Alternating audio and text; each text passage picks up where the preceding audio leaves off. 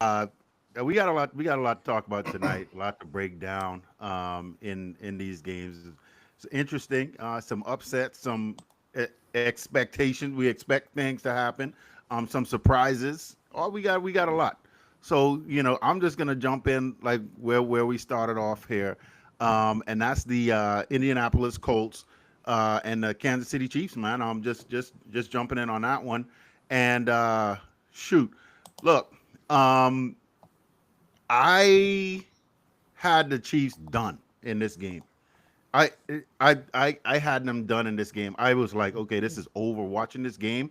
And I was watching bits and pieces, traveling and all that stuff. But at the same time, I was like, you know what? Kansas City is done.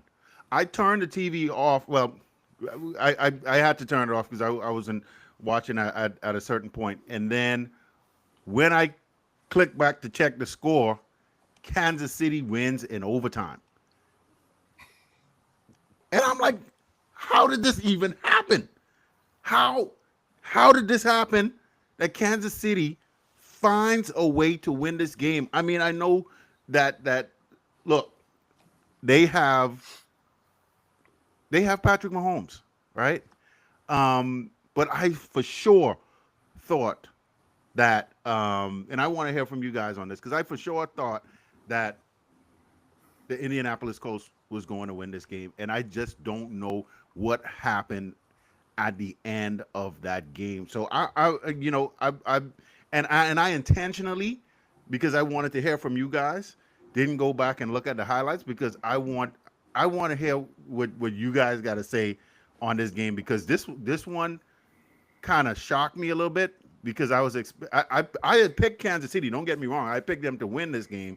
However, looking at the game early on, I was like, "There's no way Kansas City gonna win this game. You can't come back from that kind of deficit and win this game against a team that is really playing good defense and you got an offense and you got all that." So yeah, I just want to kick this to you guys and see what your thoughts were on that.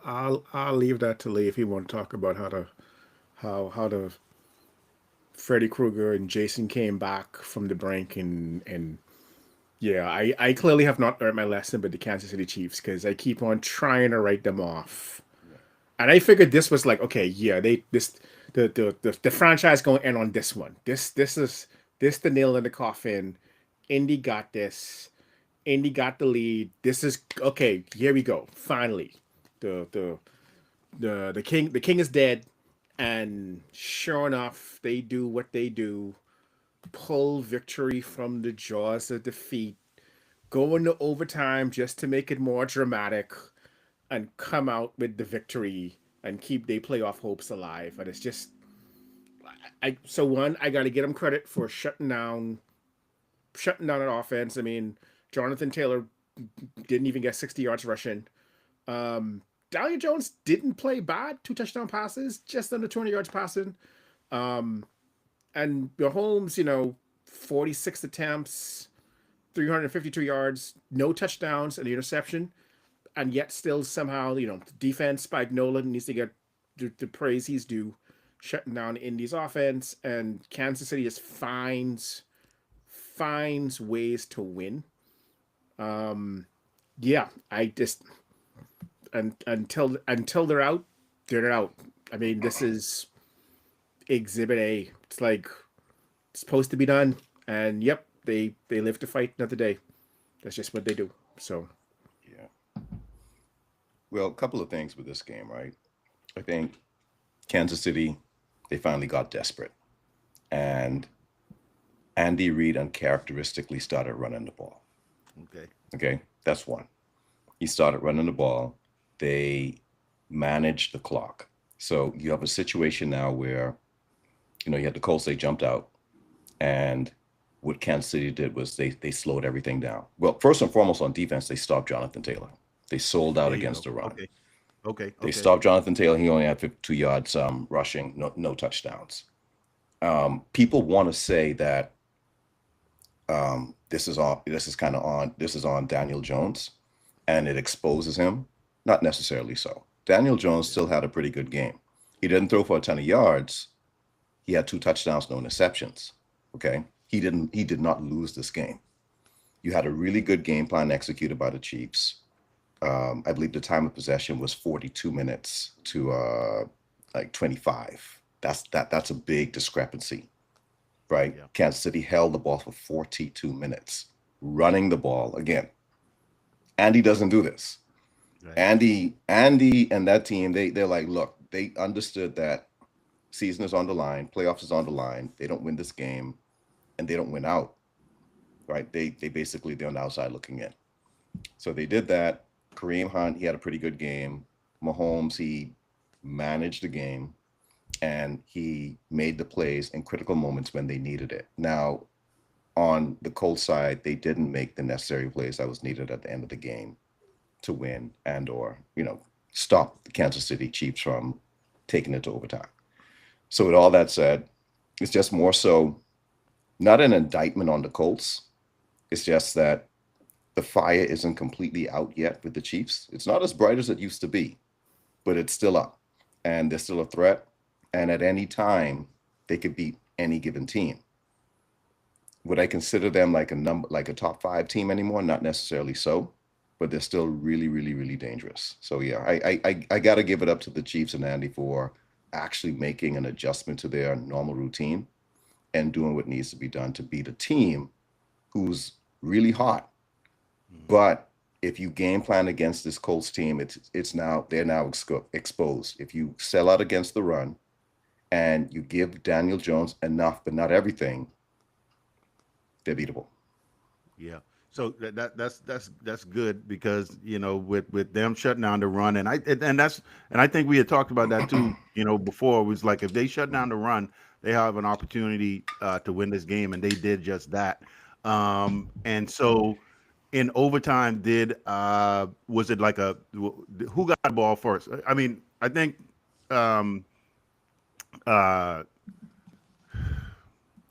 Colts. the Colts got the ball first, right? Mhm. Was it a 3 and out? It was 3 and out, I assume. I believe it was 3 and out.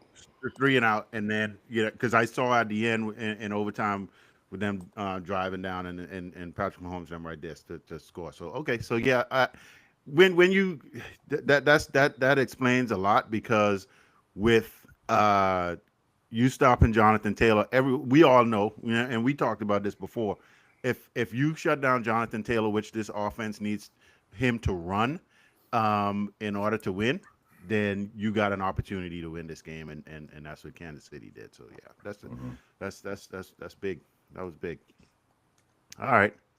So in this next game, we have the Seattle Seahawks, Tennessee Titans. Sam Darnold, 256 yards, a touchdown. Cam Ward, had a good game. I mean, 256 yards, touchdown. Seattle really controlled the game throughout the whole. I mean, they controlled it. I mean, I know the score looks like what it is, but in this game, Seattle kind of just controlled the whole game. I didn't see them being in jeopardy of losing this game at any point in time. So they're 8-3, still one of the top teams in the NFC. In your division, Lee. I mean, it's tight. But y'all doing your thing. But yeah, it's gonna come around because y'all got them next week, I think, right? Seattle. I believe we got Carolina next. Okay. So I I believe know so. they're I'll check. coming. Yeah, but I know But they are coming on up. you guys. Yeah, they are coming up. Yeah. So December 18th. Okay, there you go. All right, so that's a little ways away, but that's by that time I think y'all will be just even, and it's going to be interesting coming down the stretch anyway. But yeah, this game for me wasn't one that I had in jeopardy for the Seahawks. Tennessee is 1-10, and they're going through their lumps right now. So yeah, they got to win in this one. So, this is a vintage Sam Darnold not playing the LA Rams or Detroit Lions kind of game. So he was a great game, 16 for 26 with 244 and 2 touchdowns. Jackson Smith and Jigba, it's like I don't know who upset him because this dude went off on this one. Yeah, I agree with you. Like it's 30-24 and the final score looks respectable, but Seattle had control of this game pretty much the entire game. I don't think anyone really was worried about Seattle losing this game. I mean, they're a force to be reckoned with. I still haven't had Sam Darnold play for my team last year. I still reserve judgment on what they look like in the playoffs when the pressure builds, how he does. But yeah, I mean they went and did their business on the road. Um, Cam Ward had put up decent numbers, but Tennessee's a long way away from really competing for anything. So there you go. Yes, Seattle, they went in and handled business, man. They were highly favored to win this game. The score looks a lot closer than what it was. Um, they were in control from beginning to end. Sam Darnold, great regular season. He's become a good regular season quarterback. As Doc stated, when the pressure's on him, when he's playing good teams, well, good defensive teams with a good front line, he can get a little bit, you know, off kilter, and that's an understatement. He really kind of reverts back to his Jet days. It seems like, but for the most part, he and Jackson Smith and Jigba seem to have a really good connection. Smith and Jigba, he not only is he playing well, he's at that point now where he's just making guys look silly. He's making guys look ridiculous. The long, it was a 63-yard bomb that he caught, and then whenever a guy is consistently backpedaling into the into the end zone, then he has a mastery over what he's doing. And so kudos to him. And Ohio State seems to really do a good job of producing these wide receivers because a lot of them. I mean, I got to give it up. I got to give it up. I got to. You're Yeah. seeing it across the board. So, but yeah, they look good. But again, we'll see what happens in the playoffs. I was never really concerned about Darnold based off of how he played against us last year in the playoffs. But you just need a chance, right? You need a chance, and he gives you a chance to figure something out and do some damage. So you can't rest on your laurels with a player like that, with a team like that. If they decide to take the ball out of his hand and actually run the ball, right? Which they haven't been able to do on a consistent basis. So that being said, this game went exactly the way I thought it would go. They controlled the ball. They took the foot off the pedal at the end, which allowed Tennessee to catch up. But Tennessee, their season is over. Yeah. Been over. Yeah. Yeah. Yeah. For sure. Um, Doc, man, I was rooting for y'all, man.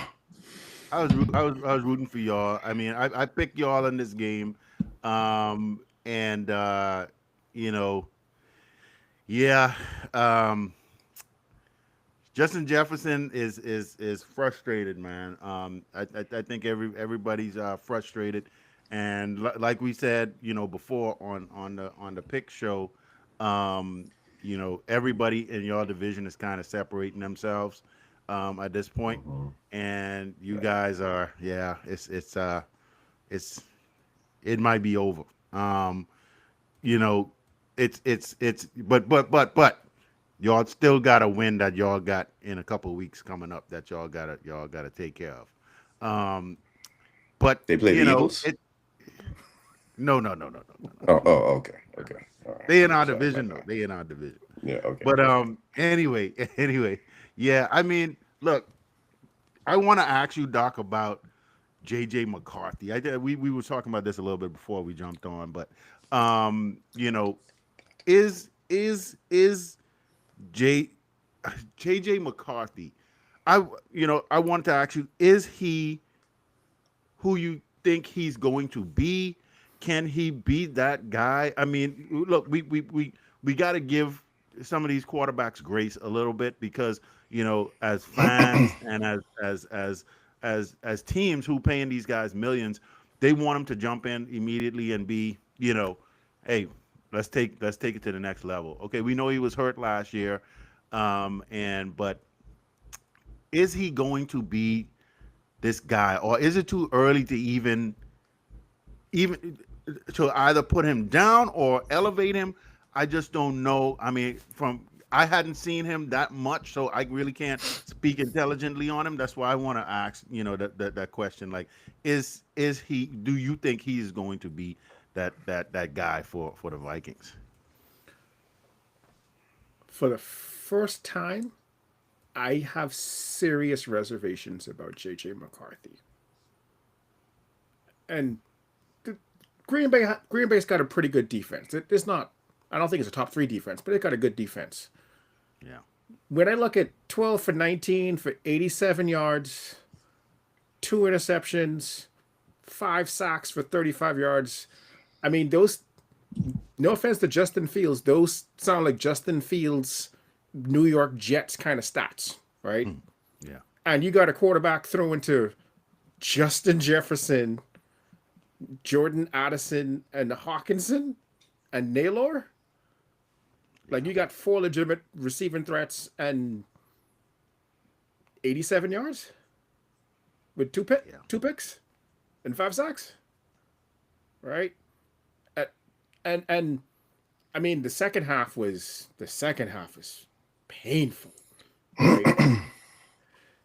if we had thrown him out there like the Giants did Jackson Dart, or the Saints did with Shug, I could be like, hey, we got to get a due time. Like, hey, But don't forget, he sat for a whole year because of the knee injury. So he should have been processing. And I understand there's something about being live, right? But knowing the playbook, understanding where the reads are, what the progressions are, all that kind of stuff. Then he starts, then he gets hurt, sits again, gets some more time, comes back in, and you're not really seeing improvement. The game doesn't seem to be slowing down for him, right? And maybe at some point it clicks. And like sometimes you just need that one throw where something big happens and all of a sudden like that boosts the confidence and it starts kind of rolling, right? But right now it's like he doesn't seem to be getting it, right? And it's one thing if he was playing for, no offense to these other teams, the New York Jets, or the New York Giants, or the Las Vegas Raiders, but like he's got an offense about a head coach. I mean, the pass front was looking good, right? Kirk Cousins was looking good. Sam Darnold was looking good, right? And so you don't seem to be the guy that's getting it. Daniel Jones was the backup.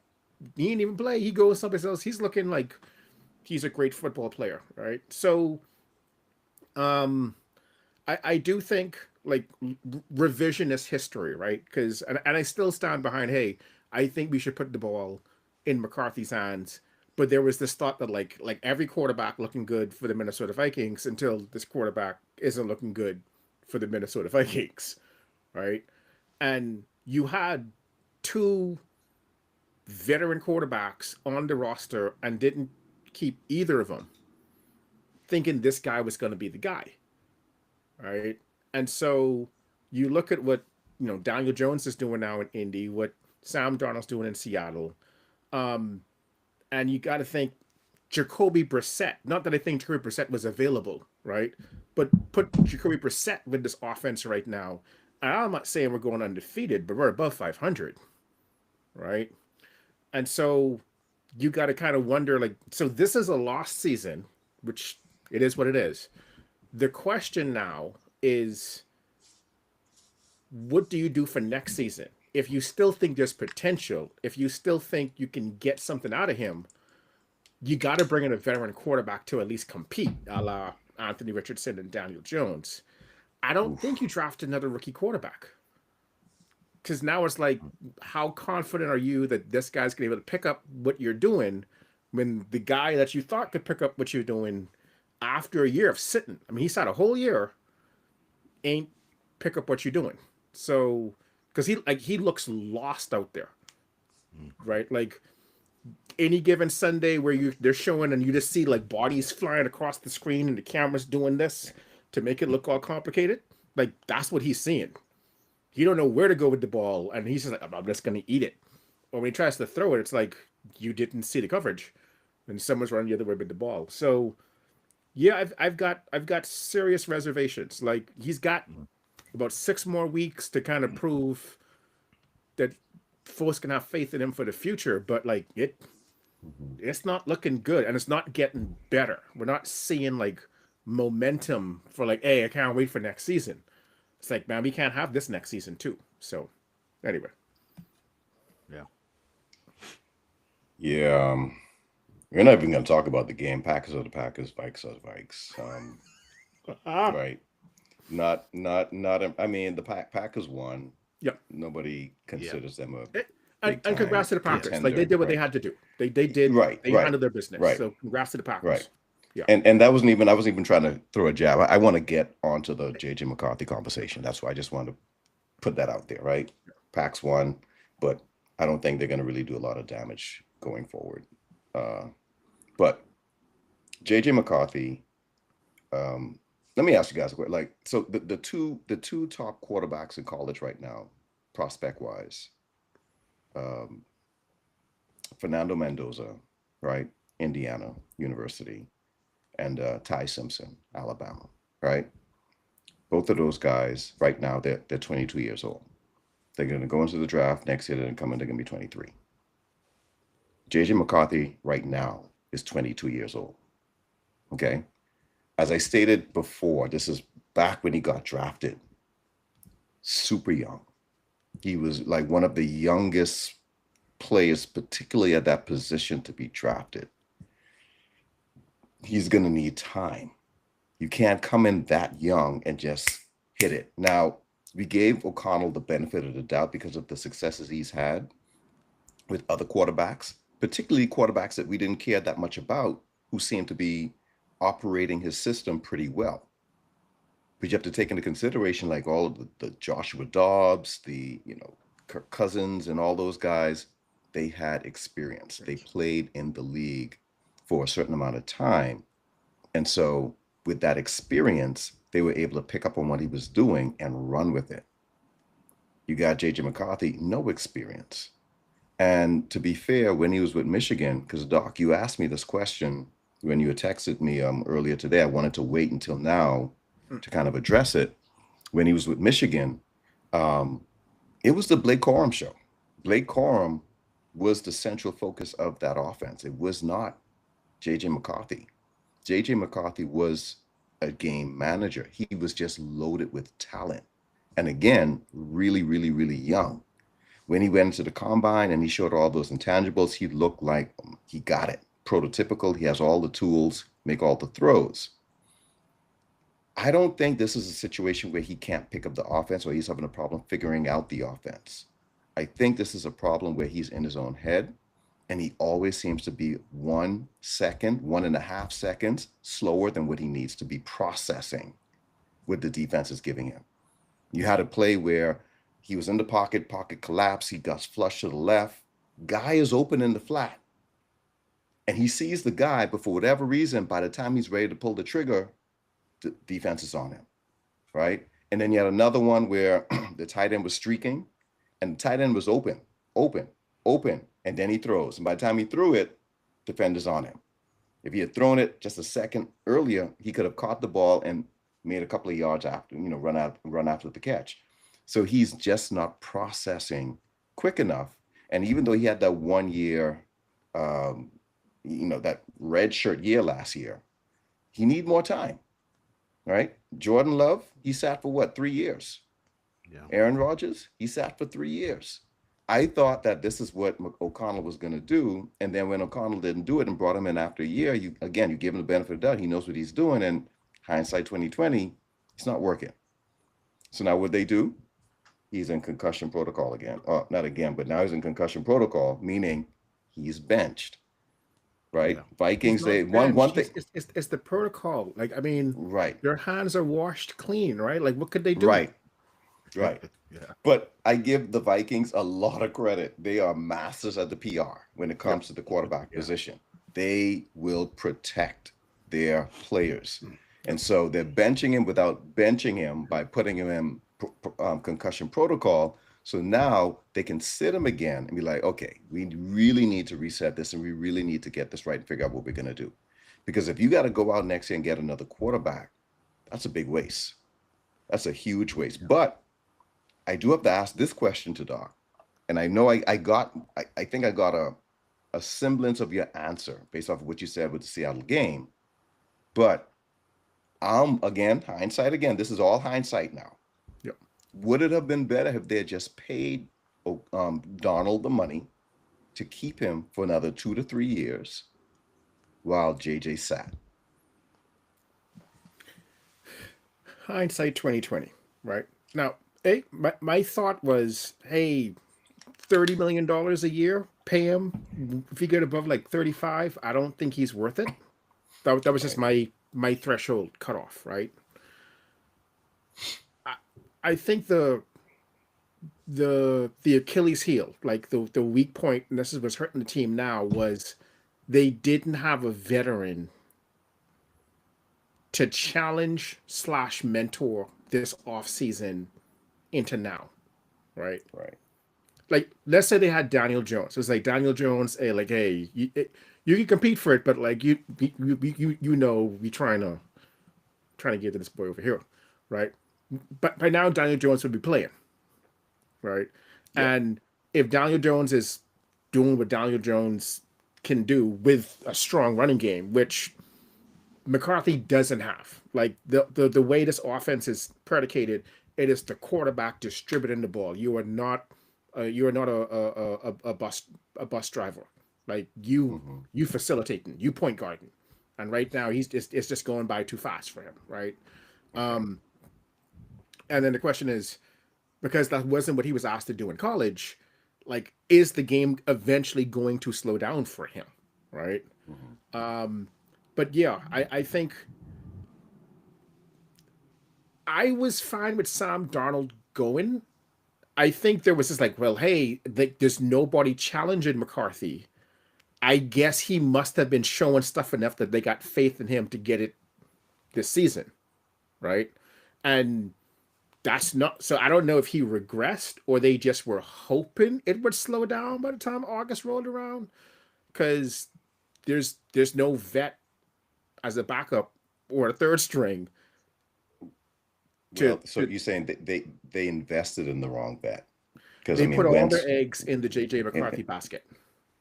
but And Wentz I was don't know there. if that's for his ego. Okay. I don't know, but for whatever reason, they didn't keep Daniel Jones or Sam Darnold, right? Hey, they did what the Bears did with Caleb Williams, but a year later. No, like I said, they had Wentz. No, Come I'm on, not. man. I'm I not. got you. I'm not. I I'm got you. not saying No, that to be Wentz funny. ain't that kind of guy.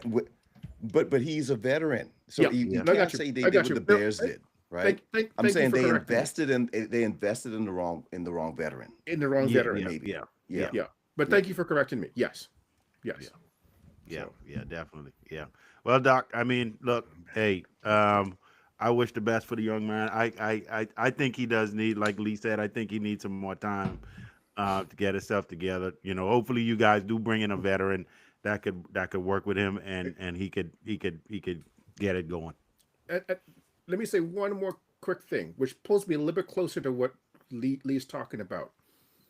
If he was playing quarterback for the Eagles, quarterback for the Detroit Lions, quarterback for the Colts, where it's a run first team, right? It's a different situation. He's not being asked to like run the ship, right? And the game probably slows down. He has some of those throws, and I don't think he's like balling at this point in his career, but he's doing much better than he is right now. But he's asked to run the ship like Matthew Stafford's being asked to run the ship with the LA Rams. And that's a lot to ask a second-year guy. Like, there's no training wheels. There's no run support to like keep you need to all those dreams of the quarterback marching the ball down the field, matriculating the ball down the field, just throwing.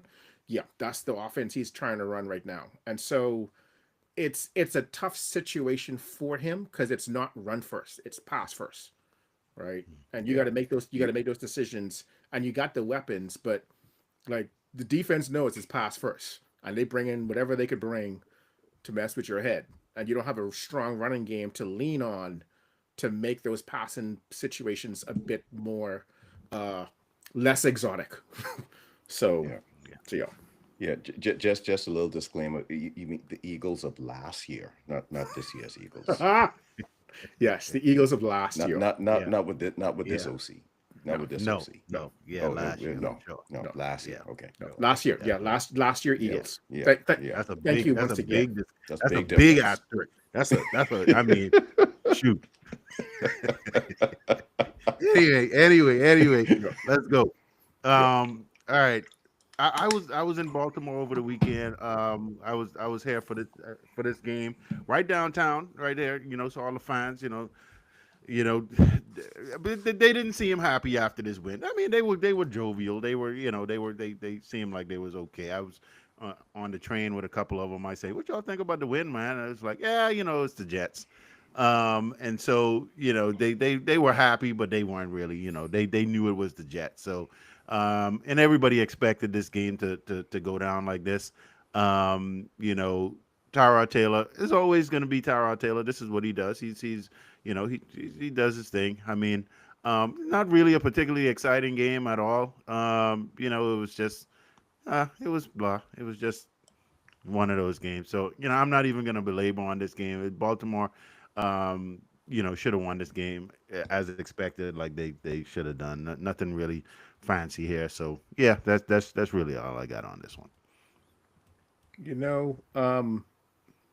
Yeah, we all expected Baltimore to win. Baltimore won. They didn't get in their own way. They didn't mess it up. Right? They leaned on Derrick Henry. Derrick Henry had 2 touchdowns. That was more than they needed because the Jets only scored 10 points.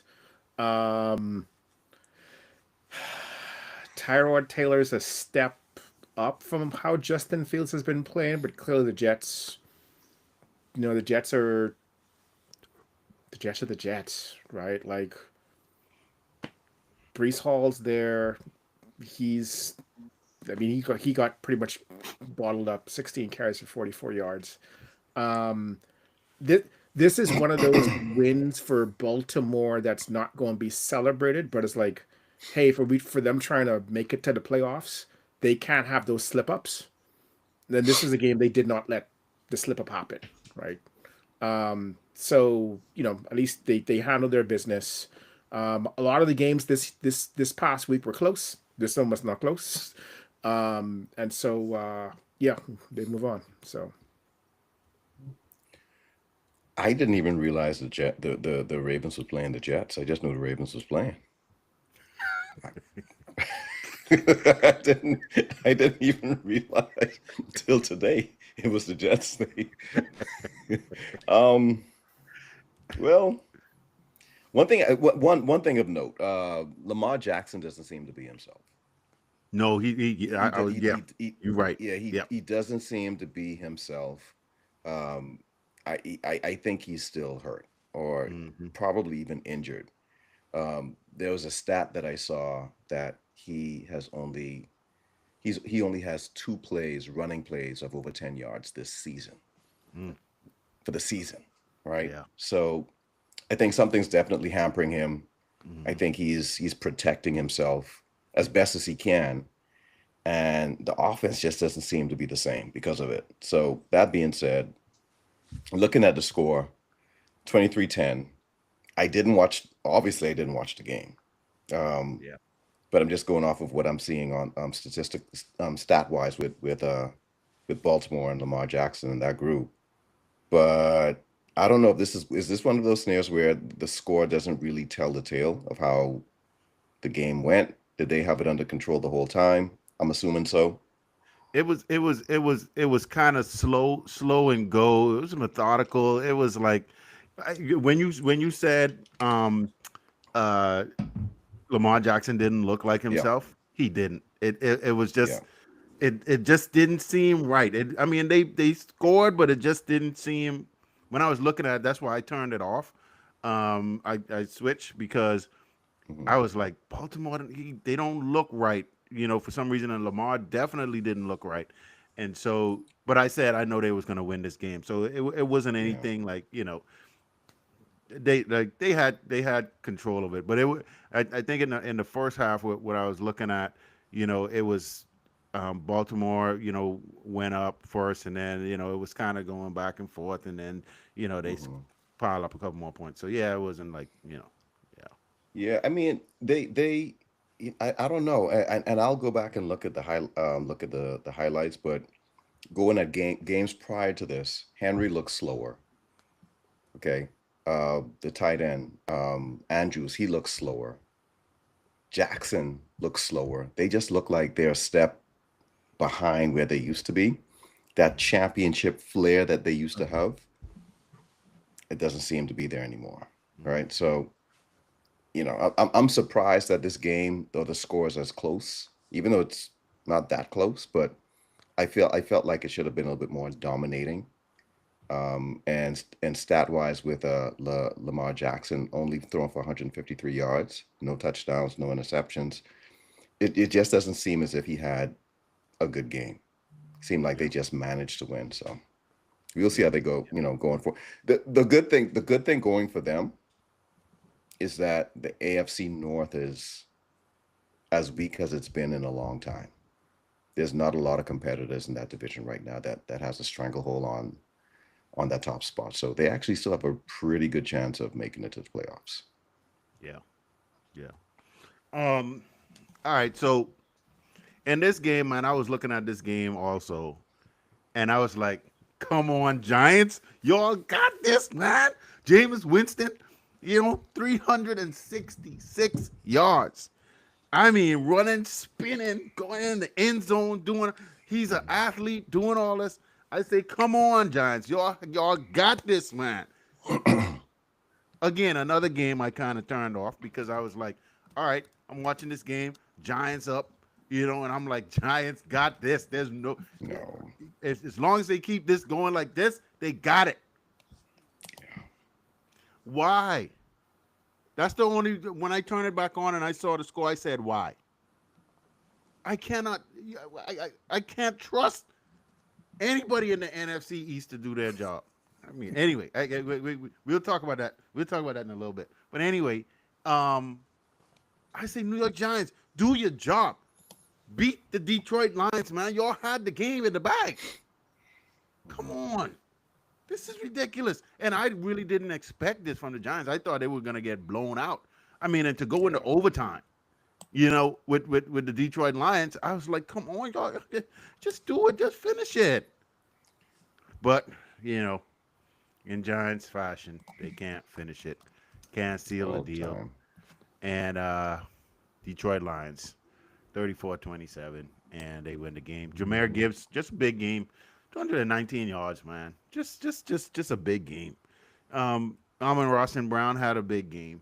Um, you know, Jared Goff looking like Jared Goff, what he's supposed to do, and they come back and win this game. It's just disappointing, man. I was disgusted when I saw the score, but anyway, this what could I expect from the Giants? That's all I got on this one, man. Man, Malik Neighbors was asking the same thing.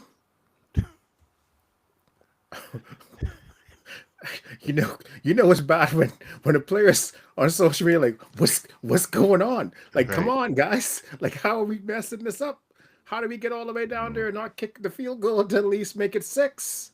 So that the team got to come all the way down and score a touchdown to win, right? It's bad when the wide receiver is questioning the interim head coach about decisions, and then to counter, the interim head coach fires the defensive coordinator to say, hey, we just, I think it's like the 5th time they were up by like 10 points or more in the 4th quarter and lost this season. They fired the head coach. It was still happening. So the interim fired the defensive coordinator finally. So now there's a new Ouch. defensive coordinator to go with the interim head coach. And Shane's just like, I'm cool. Yeah. Everyone else around me going down, but I seem to be good. New quarterback, new head coach, new DC, new special teams coach too. They fired a special teams coach earlier in the year, I believe. Um, but yeah. So I must say I hope that Jameis Winston tries out for tight end at some point if something ever happens to an arm, because him breaking through that linebacker's tackle like it was nothing was pretty impressive. Um, the Jameis Winston experience is something, because 18 for 36 for 366. He's never had a throw he didn't think he could make, and he was making half of them, but the ones he was making were some nice throws. But yeah, somehow the Giants snatched defeat from the jaws of victory, and could have taken out the Detroit Lions. It didn't. So, and Jahmyr Gibbs was a bad man.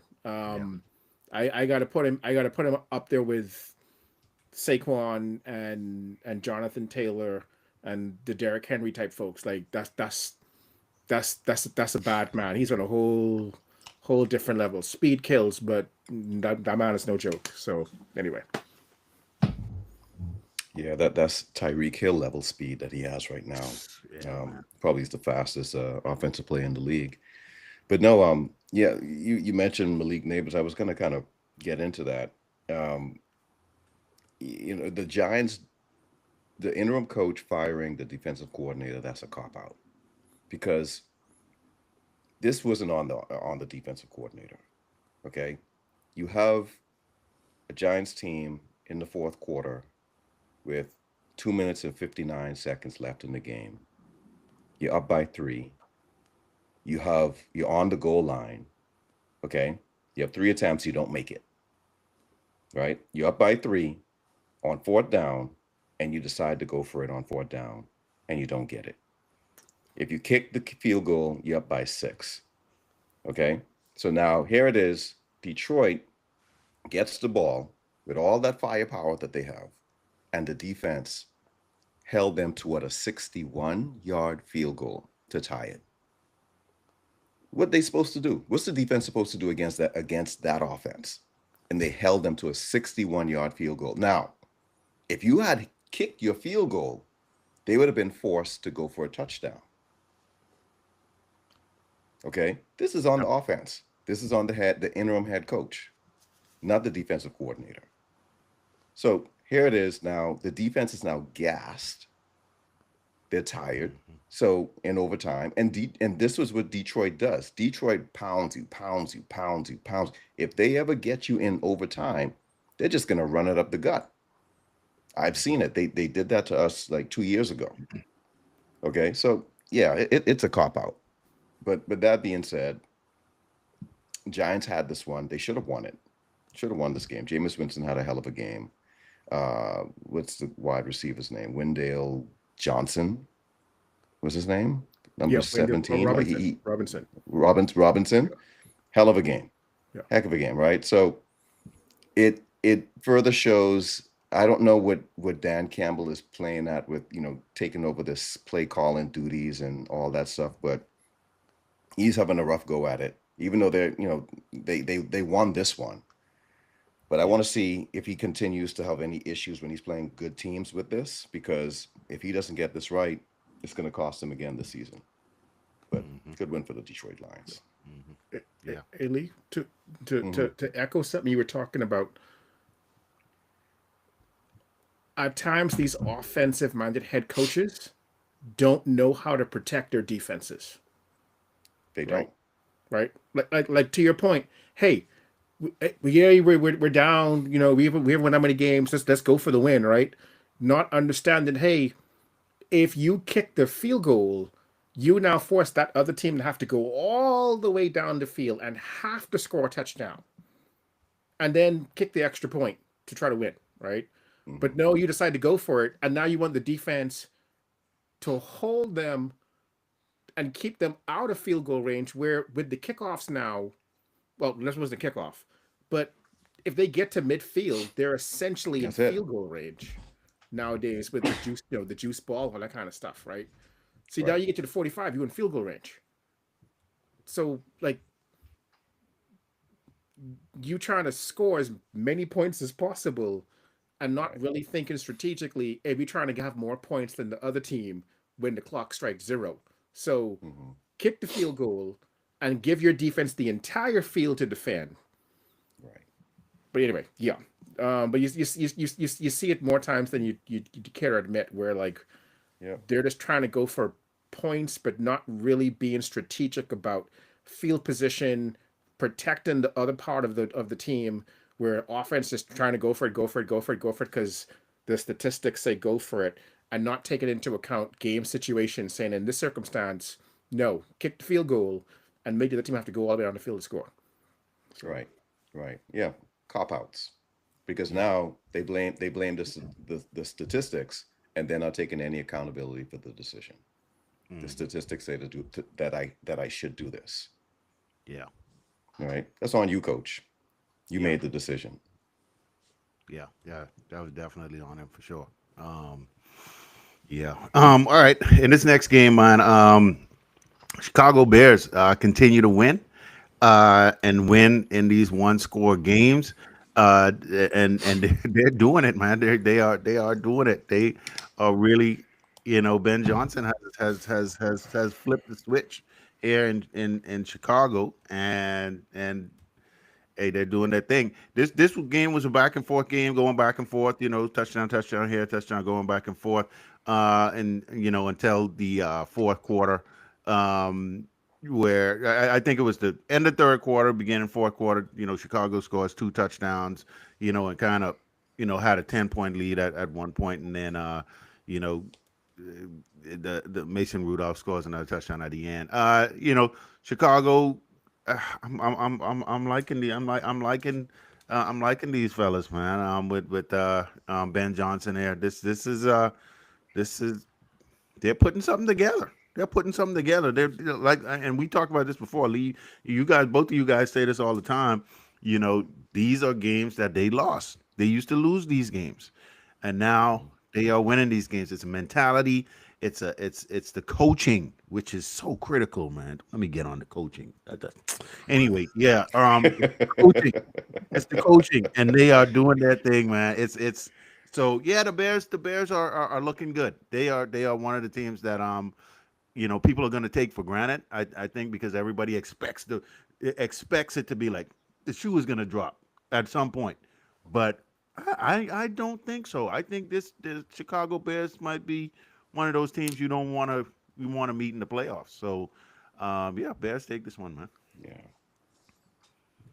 I am hoping that somehow the GM or the team president or the owner foul stuff up, because right now the head coach seems to know what he's doing, right? Yeah. Like, hey, sometimes these OCs become a head coach and it's like, they're really good, they can call plays but they can't run a team. He got this team, they actually seem to be playing good team ball. They execute well. They manage the clock. The situational football is pretty good, and Lord help the NFC North if Caleb Williams actually learns to play on script with what he can do off script, right? So, um, Pittsburgh tried to make it a game with the backup quarterback, and hats off to Mason Rudolph for doing the best he could. But yeah, the Bears. It's not a quiet 8-3, but it's like the Bears are 8-3. Like, okay, right? And so, um, yeah, yeah. Congrats to the Bears. They're looking good. So Yeah. Ben Johnson is a very strong personality, and he's a heck of a coach. Um, we talk about the success of an organization and what that what goes into that. You need to have a competent owner, competent GM, competent head coach, competent quarterback. Now, this is the real world. All of that is never going to be equal. So therefore, you need to have strong personalities, right? in the right areas to kind of overcompensate for those who aren't doing what they're supposed to do or incompetent in what they're supposed to be doing. So with the Bears, where you have ownership who they haven't been able to get it right for decades, you have Ryan Poles who, I don't think that highly of him, for all the foul ups he's done with the coaches and the quarterbacks, up until this point. But then you put in Ben Johnson, who seems to be an A-list head coach with, like a generational quarterback in Caleb Williams, who needs a lot of grooming, right, to get him right at the quarterback position at the pro level. That kind of overshadows and can overcompensate for the lack thereof at the ownership and the GM level. So I think that's what you got with the Bears right now. But to Doc's point, at any time in the future, the ownership can do something to kind of really swing the pendulum back in the opposite direction, and that's still on the table. That can happen, but it's not happening right now. Okay. Yeah. So with all that being said, Bears, good for them. They needed this. It's been a long time. I think, another weird stat. I forgot how many game-winning drives that Caleb Williams has had in his short career, but for however many it is, I think he now owns the most game-winning drives of any Bears quarterback in Bears history already. Already. Wow. Okay, it's crazy, and it just goes to show how bad, right? I mean, the bar was low. The bar was very low at that position for that team. I didn't realize it was that low, but it was horrible. They have a bright future if he continues on this trajectory. I don't think he's ever going to be an on-time, on-rhythm quarterback, but I don't think he needs to be because his off-script is just that great. He just needs to continue protecting the ball. And there's one thing he does do. He doesn't throw picks. Yeah. So if he continues not to throw picks, he's going to have some errant throws. He's going to have some, off-rhythm, situations. But Ben has been able to work with it, and he's going to work with it. And I think they have a bright future. Yeah. Hey, Lee, to your comment about the strong personality, right? Mm-hmm. Take another fluctuating franchise, New York Giants. When they have Bill Parcells, they win. When they have Tom Coughlin, they win. They win. When they don't, they don't. Yeah. Chicago Bears, Mike Ditka. They win. Mm-hmm. Strong, quiet guy, but Lovie Smith. Yep. They win. Yeah. When they don't because the ownership doesn't set that. So when you talked about Ben Johnson being a strong personality, so long as ownership lets them do what he got to do, yeah, things look good for the Bears because historically, when they have a strong personality, a head coach, things go well for the franchise.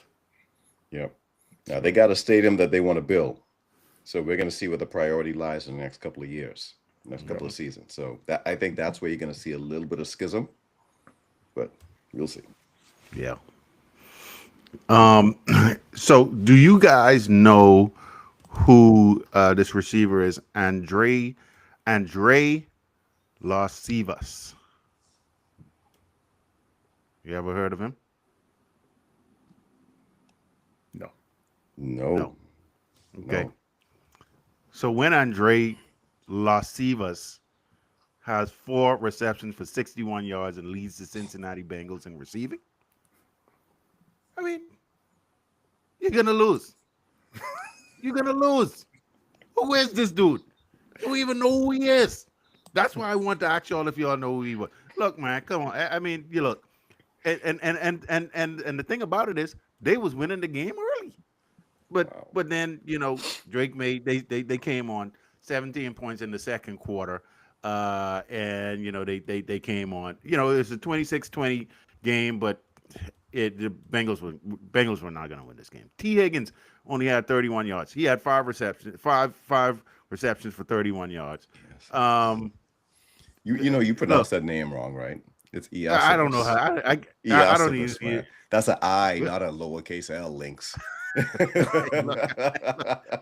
Look. I don't.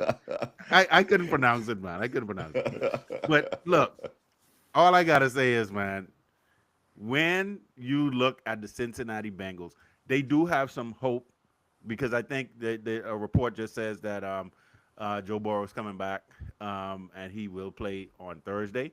Right. Um, they're 3-8. We know nothing's gonna happen there, with them. However, he's coming back, so the receivers at least will be happy. And Jamar Chase will be back, so they'll be happy. The one bright spot I think on this team, Chase Brown, is still 107 yards. He's solid.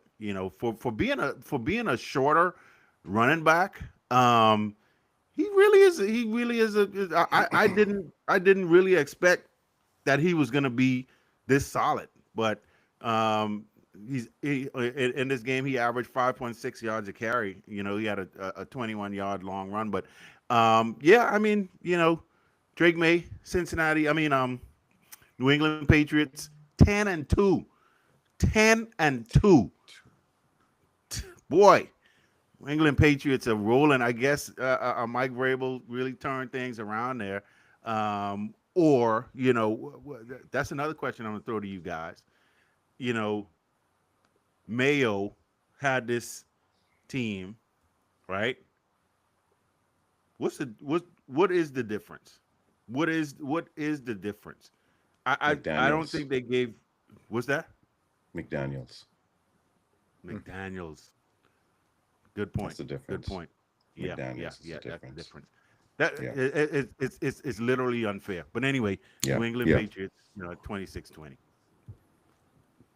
I mean, this pun intended. This is the spitting image of a Bill Belichick Patriots team, right? Like, you don't know who it's going to be. The quarterback's going to be pretty consistent. You don't know what running back is going to be. You don't know which receiver it's going to be.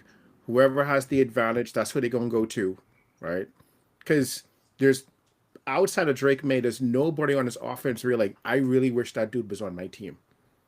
I would gladly trade our starting wide receiver for Hunter Henry or Keyshawn Boutte or like, which running back you going to trade for Travion Henderson or Ramonde Stevenson, right?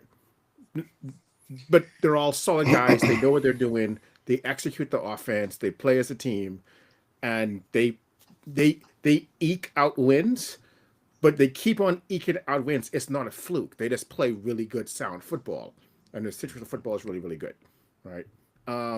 Yeah, we know going against the Bengals, who don't have a great defense, and then not having their best wide receiver, like, I'm glad it was within 6 points. But yeah, New England just keeps on doing what they do. It's not sexy, but it works. So Yeah, like I said, Josh McDaniel, man, he's come in and he has that offense humming. The offense is sound. Mayo didn't have that. He didn't have a good offensive coordinator when he was there. I don't see much of a difference coaching style between Mayo and Vrabel. I think they're the same coach. They really are. Vrabel, look at he looked at Tennessee, wasn't that great. He had a couple of okay seasons, but nothing was kind of jumping off the screen, shouting, "Hey, Coach of the Year," nothing like that. But you couple him with Josh McDaniel, it's a good chemistry, and Josh McDaniel is not getting a head coaching job anytime soon. No. So you got him for the long haul. Okay, so that's going to create a lot of stability with that offense with Drake May. So you're looking at potentially long-term success with that marriage. Um, Hate that for Gerard Mayo. Gerard Mayo should have been the one, in this situation. With that being said, Drake May, he's the beneficiary now of this setup, and he's making the most of it. That's why he was a high pick, and he's efficient. He's handling his responsibilities really well, making the plays. Nothing too sexy, but just he's winning games. He's winning games. He's accurate, scoring touchdowns, minimizing mistakes, and the running game is actually starting to catch on too. They were having a hard time with that early in the season with all those fumbles, but with Henderson now. I think he's taking the reins as the lead back. Stevenson is taking the back seat to that, and that defense. Now that's where Vrabel does come into play, which Gerard Mayo is a defensive guy too. Yep. But that defense is humming. That defense is doing their job, and they are making people pay for, you know, any errant throws or creating fumbles, creating turnovers. They're 10-2, but I still the funny thing is I don't consider them the top team in the AFC. I guess I got to see them really make a deep run into the playoffs before I can kind of consider this like not fool's gold, because it feels a little bit like fool's gold. Not that they're not good. I don't know if they're 10-2 good yet.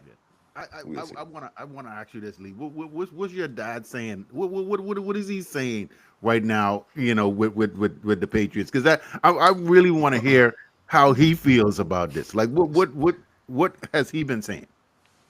My dad, he doesn't gloat, and he does not rock the apple cart. He takes it in stride. Yeah, he takes it in stride. I got He's the type you. of person where he acknowledges it, he sees it, but it's like, Yeah, I'll wait. I'll wait. Okay. So Yeah. he's on a wait and see. He's not a typical Patriots fan. No. Right. No. Yeah, he's one Not at of all. the good guys. Yeah, he's one of the good Yeah. guys. All right. Okay, so Well, I won't say that either. I won't say that either. No, I won't say that either, because trust me, there were a couple of games where we lost to them, and he let me hear it. So that's father son rivalry, man. That's father son especially in rivalry. that Super Bowl, man. Two of them. Yeah, two of So, them. Yeah, I feel you. All right, so I told y'all, I think from the beginning of the season, when we heard that you were trying to change a player's stance when he was in college. You can't come in. The dude was running well in college, and he had his stance. This is what he was doing. And you coming in there trying to change his stance. This is what you get. This is what you get. Chip Kelly, you don't be, I told y'all he didn't belong in the NFL. Chip Kelly didn't belong in the NFL. Doc, no disrespect. You know what I'm saying? But he did not belong in the NFL, man. From day one, you trying to change Ashton Genty's stance. Why are you going to do that? Why are you going to do that? Let the man do what he does. So there's no surprise to me. When I saw the news today that he was out, it wasn't a surprise. It wasn't a shock. I was like, it's about time. It's about time he get out of here, man. So anyway, he's gone. Oakland Raiders. Let's see. Las Vegas Raiders. My bad. Let's see let's see what transpires. We already know your season is over. You didn't look good anyway on offense. But anyway, let's see what can transpire from here. Let's see what happens with the interim OC. Flipping the side, Shador Sanders gets the start. Is efficient, and wins the game. In the locker room after the game, Kevin Stefanski is, hey, let's give a shout out to the defense. I want to shout out to, a couple players, this player, that player, a really good game. Myles Garrett, da da da da da. Hey, we had a rookie Shador Sanders start. And then let's go over here to this guy, really not acknowledging, the start for Shador Sanders. One thing that I want to caution Shador with, though. I want to caution Shador with this. Don't get too big for your britches. Don't get too big for your britches.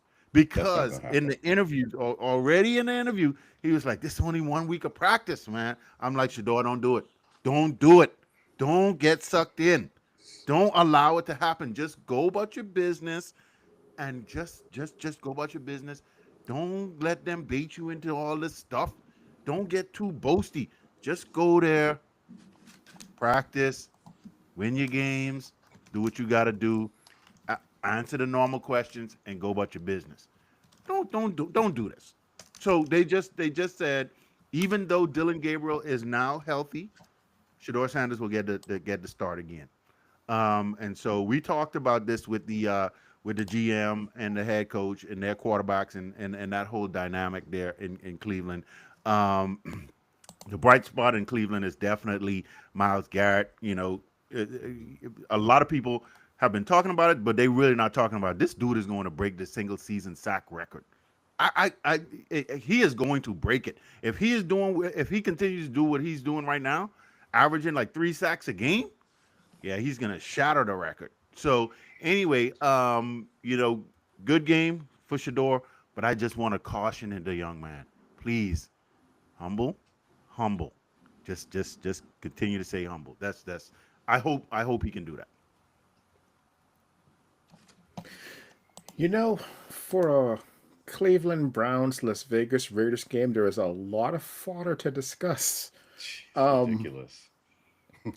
So, so first off, uh, R.I.P. Chip Kelly. It is amazing how you go from arguably the greatest offensive mind in college football, winning a national championship at the Ohio State University, and then within a year, you get fired as an offensive coordinator in the pros, right? Yeah.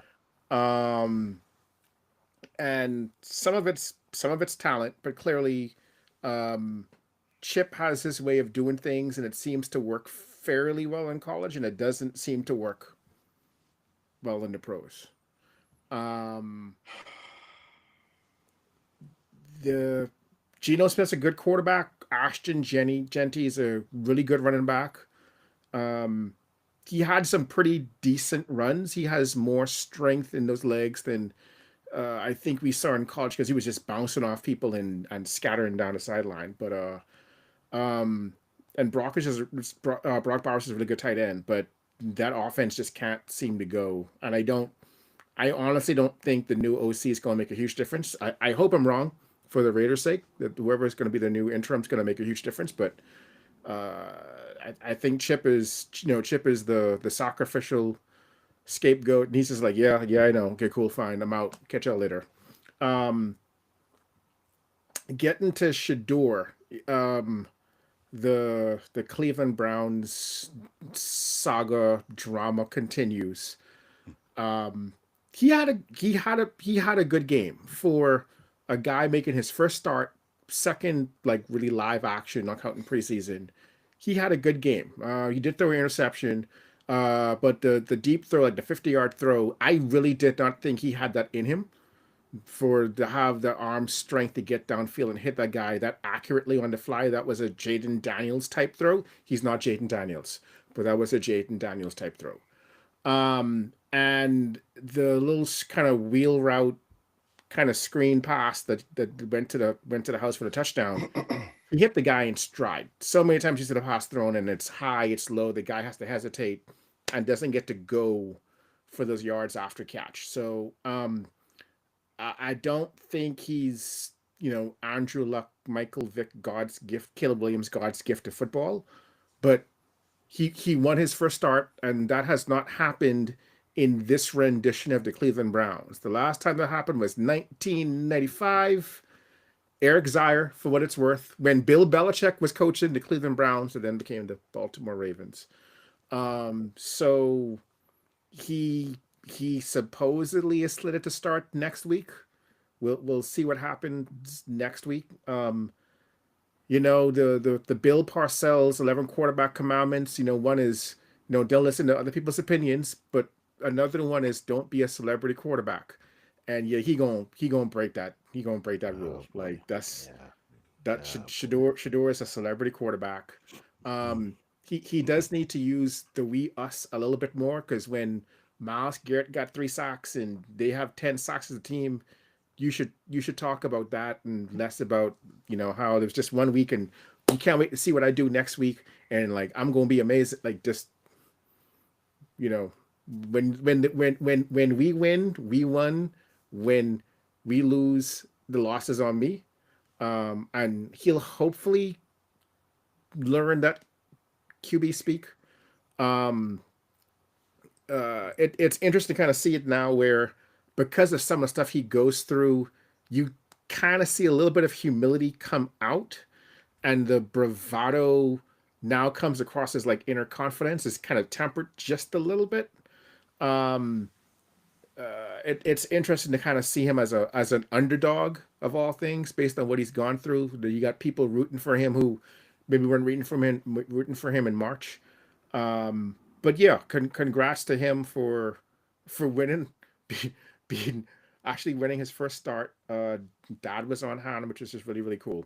And we'll see what happens next week with the Cleveland Browns. Yeah, Doc, you left no meat on the bone on this one. So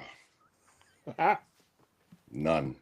None. Everything. Yeah. I would just be regurgitating half of what he said. Yeah. So Yeah. I yeah. got you. Yeah. My bad. No, you good. You good. Yeah. I'm gonna be quick on this one too here. Jacksonville Jaguars 27, Arizona Cardinals 24. To be honest, I really didn't watch the game. I didn't even watch the recap. You know, Trevor Lawrence against Jacoby Brissett. It looks like they both had good games, except Trevor Lawrence had 3 interceptions. So I really didn't know how it went, and I really didn't care because both teams not going anywhere. Jacksonville is 7-4, but they're not going anywhere, man. Arizona Cardinals 3-8. Yeah, I don't see anything. Is nothing that really I could talk about on this one. Real quick, just saw some of the highlights. Michael Wilson had a good game. 10 catches for 118 yards. I didn't know Jacoby Brissett would have multiple games over 300 yards passing at this stage of his career, for what that's worth. And this is without having Marvin Harrison Jr. available, right? So trying to do something a little bit on offense, it seems like, with Arizona, but just not enough. And Jacksonville, I think, is one of the best pretender teams in the AFC. They eke out the win 27-24. I'm not sure they'll go far if they make the playoffs, but they may be able to make the playoffs. But yeah, there's they get the win, but I don't have much faith nowadays in Jacksonville. So Yeah, no, this game didn't really have much to be desired, right?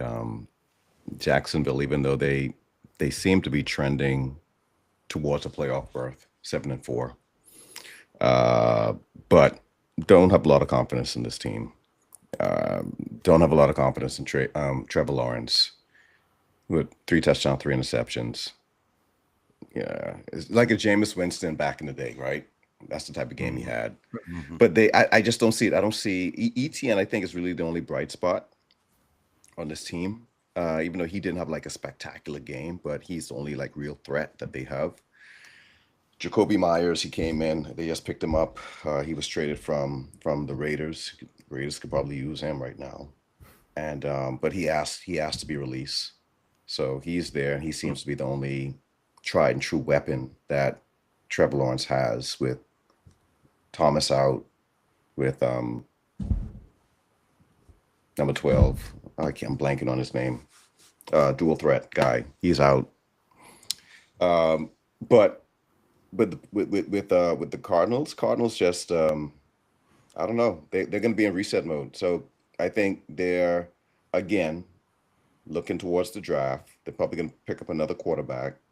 I don't think Murray's going to be there next year. I don't think Gannon is going to be there next year. Yeah. I think Gannon is going to be gone too. So, but the organization, the ownership, everything is putrid. It's bad. Mm-hmm. You got Marvin Harrison Jr., a prototypical wide receiver. Anyone would be salivating to have him on their team, and he's a footnote. He isn't even relevant, and that's the problem. So yeah, nothing much to be said about this game. Jacksonville was supposed to win. They won, and I think they're now chasing the Colts. They're on the Colts' heels now, right? Yeah. Yeah, they ain't nothing. question: if the stuff you talk about happened, Lee, is this Jacoby Brissett's team until that new quarterback uh, earns the start, or you think that it's clean slate? Yeah, I don't think Murray is going to see the field again for the season. I'm talking Jacoby Brissett. Yeah, I don't think Kyler Murray's going to be back next year. But Right. do you make Jacoby Brissett the incumbent starter and have the guy you draft work his way up, or you just get rid of Brissett too and like No, you keep Brissett, but it depends. I mean, who starts next year depends on the readiness of that quarterback that they draft. If he has, like, let's say, and I don't think he will, like Caleb Williams type talent or Jaden Daniels type talent, right? Or Andrew Luck type talent, then you start him from day one, yeah. right? But if not, then yeah, you let Brissett carry the torch for at least half a season until the guy gets acclimated. Yeah. Yeah. All right. Um, when Tyler Shuck leads your team in rushing, boy, you in trouble. You in trouble. Tyler Who won Shuck. this game, Lynx? Who won this game? Yeah, your prediction Who won came this true, game? man. Your prediction came Well, true. only took 5 weeks. Yeah, yeah, yeah. Your prediction came true. But this is what I'm saying. Tyler Shook had 43 attempts, right? Got sacked 5 times, and he led the team in rushing with 22 yards. Look, I said when I was looking at this, I said, please let Alvin Kamara have been hurt. Please let Alvin Kamara have been hurt. Because that's the only way. Yeah. That's the only way. Did he go out in the first quarter? Yeah. That's the only way. But it was just abysmal, man. I know for my guy Kellen Moore. Kellen, come back, man. Come back, Kellen. Kellen, come back. Come on, man. Killing me. But anyway, yeah. We don't want that. Falcons 24-10. Like you say, Lee, it took about 5 weeks, but they got the win against, the putrid Saints. Tyler Shook, 43 attempts. I mean, this the only thing they got. I mean, just, to be able to throw the ball around the field. But, yeah, it's about time the Falcons win one, man. It's about time. So they got the W. Yeah, the Saints were struggling when Kamara ran out. I mean, Taysom Hill had 10 carries, right? So I mean, they was just trying to do something. And then Tyler Shug 43 attempts. But hey, Atlanta on the road goes into New Orleans. Kirk Cousins had an efficient game, 16 for 23 for 199, 2 touchdowns, 1 interception. Bijan 14 for 70, and then Algier 12 for 44. So they ran the ball. They do that more often, despite the weapons they have on the outside and the tight end. They need to run the ball, and run the ball some more with Bijan. And but yeah, Atlanta gets the win. So there you go. Falcons they're second in sacks. Like they're second in the league in sacks. And I think they had this weird stat where I think they had like 20 sacks, something like that over the course of like 4 games and no wins. First time that's ever happened. Right. But I mean, look, Falcons pulled it out. Kirk Cousins came in, Kurt 2 chains, and he did his thing, but ain't nothing happening. You had 2 bad teams playing against each other. Like you said, Lynx, when you have Tyler Shook leading your team in rushing, albeit again, yeah, Kamara did get knocked out. Yeah. But they were trying everything, man. They had what's his name, Taysom Hill in there trying to get it going. I don't know when they're gonna let that go, because for as much times as they've been trying to get Taysom Hill as this gadget guy, it ain't working. It don't work. Yeah. It don't work. No. It don't work. No. Stop it. Yeah. Just find something else. And every new coach that comes there, they do the same thing with Taysom Hill. Stop it. Yeah. Yeah. I don't know what Taysom Hill feeding them in practice, but he must be lighting them up. But it's gonna work this time. No, it's not gonna work. No.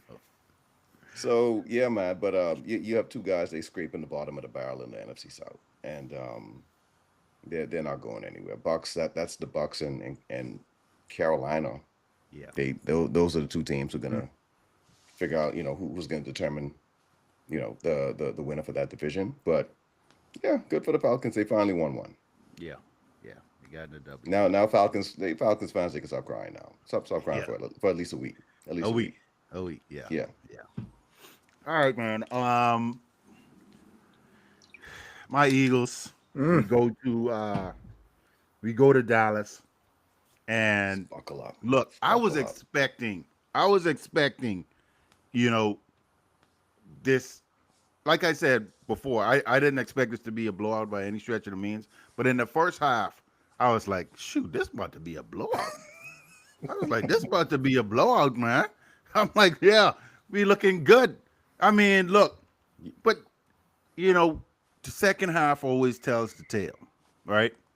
And I don't know what's going on in Philadelphia, but it needs to be figured out like immediately. I'm surprised that Kevin Patullo has not been fired yet. Because this is getting to the point. This is week 13. We coming up on week 13, man. How can you not? And this is what I think happened.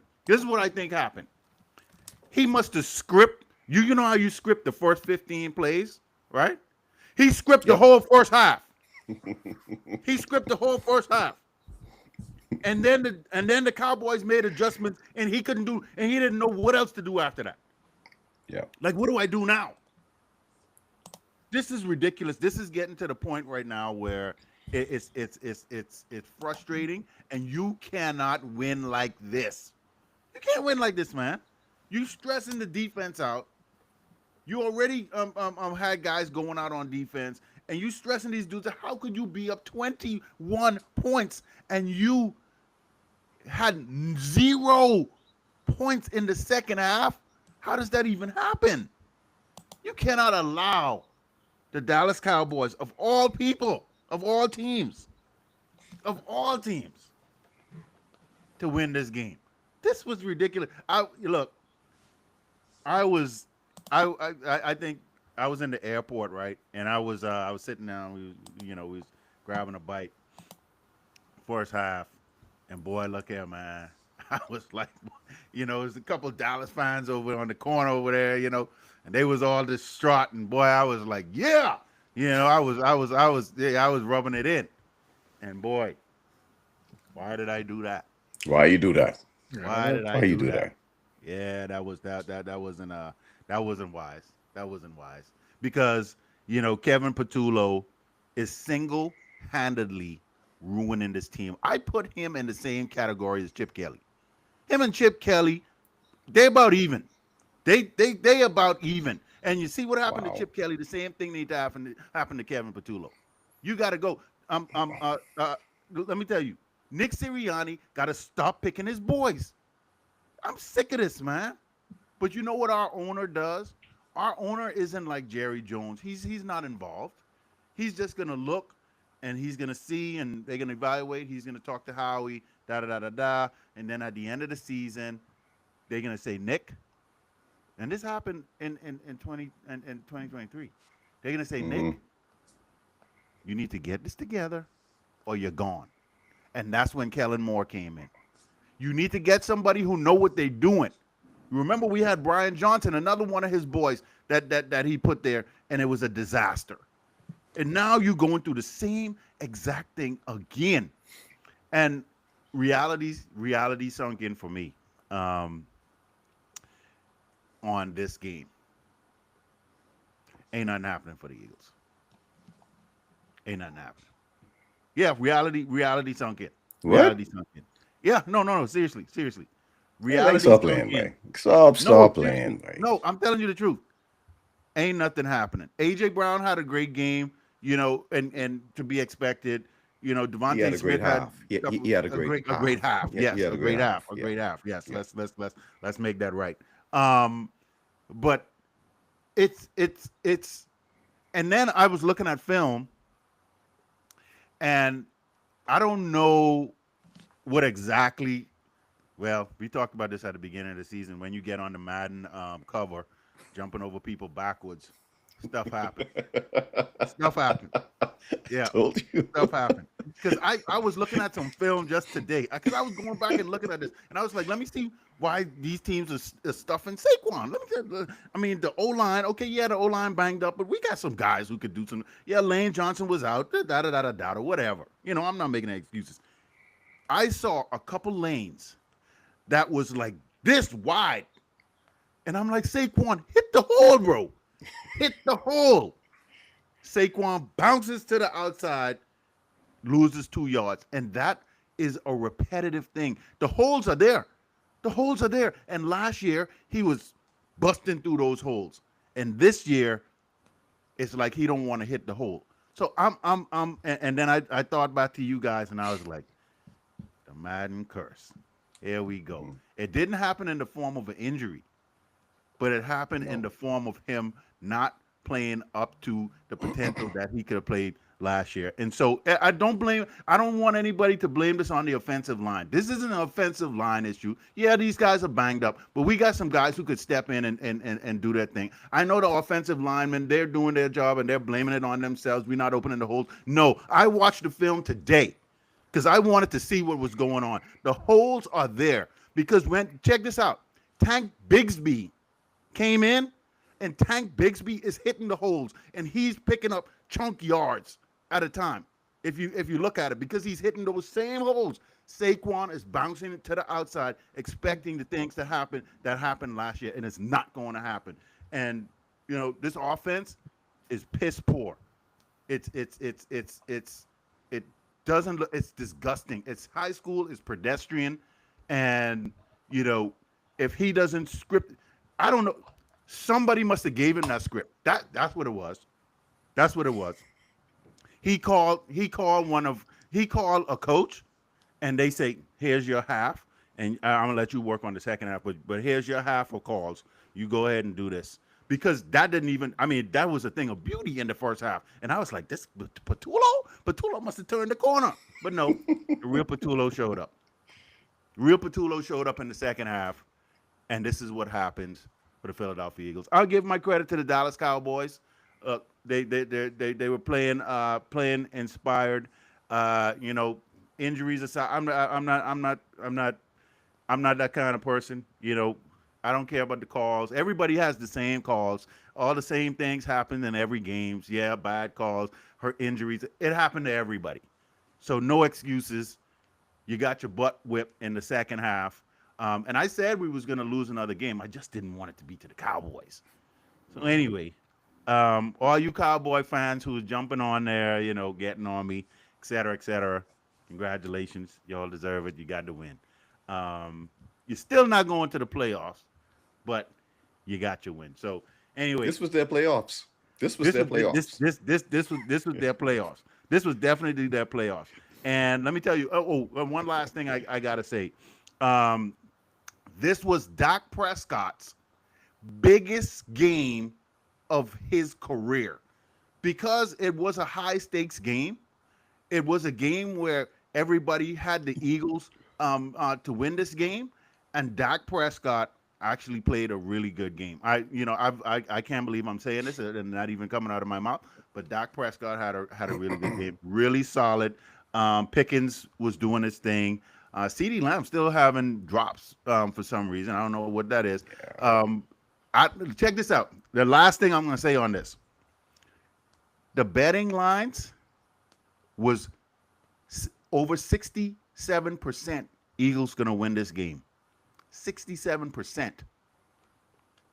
So I'm just going to leave it right here. I'm going to leave it right here. With the betting lines being 67% and CeeDee Lamb just,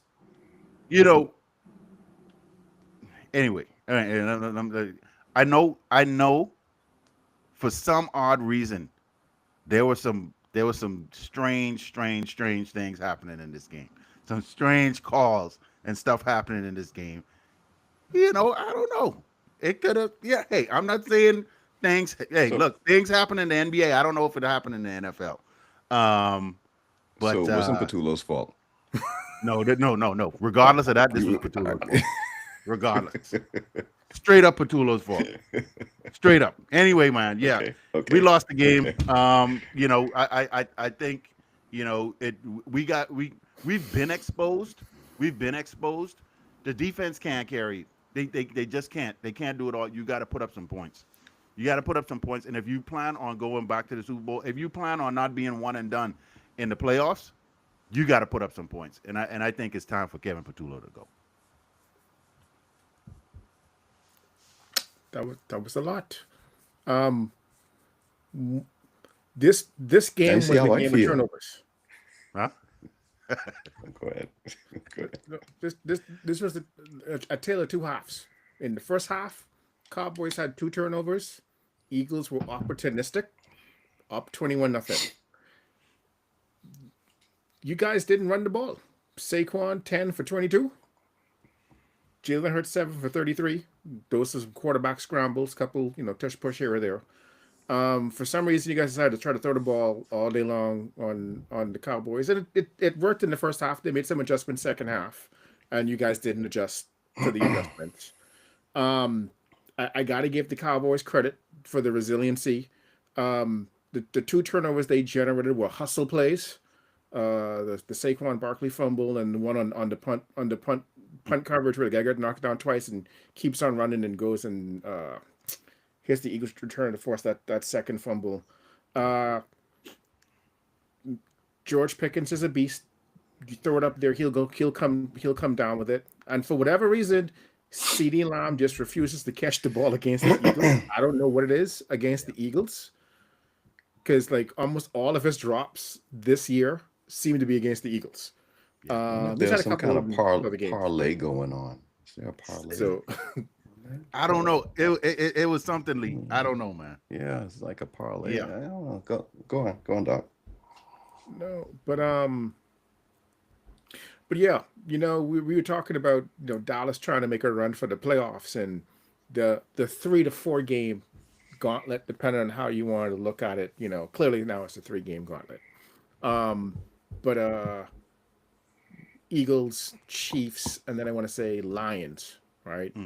And they got the first one, so they're now thinking, hey, if they can at least split the next 2, they should be able to probably win Vikings, Chargers, Washington, and New York Giants, and see where that would get them to the 10-6-1, right? So, yeah, it would to not have a dog in the fight. It was a really fun game to watch, to see the comeback taking place.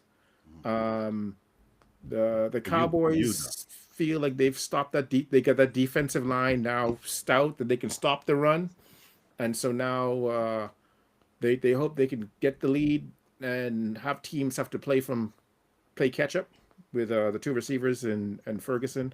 So yeah, but it was a good game, really good game to watch.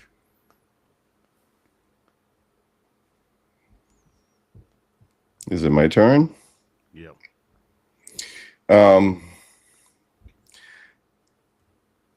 I think the issue with the Eagles, right? And hold on, let me get this thing situated. My lights are out. Yeah. Hold on a second here.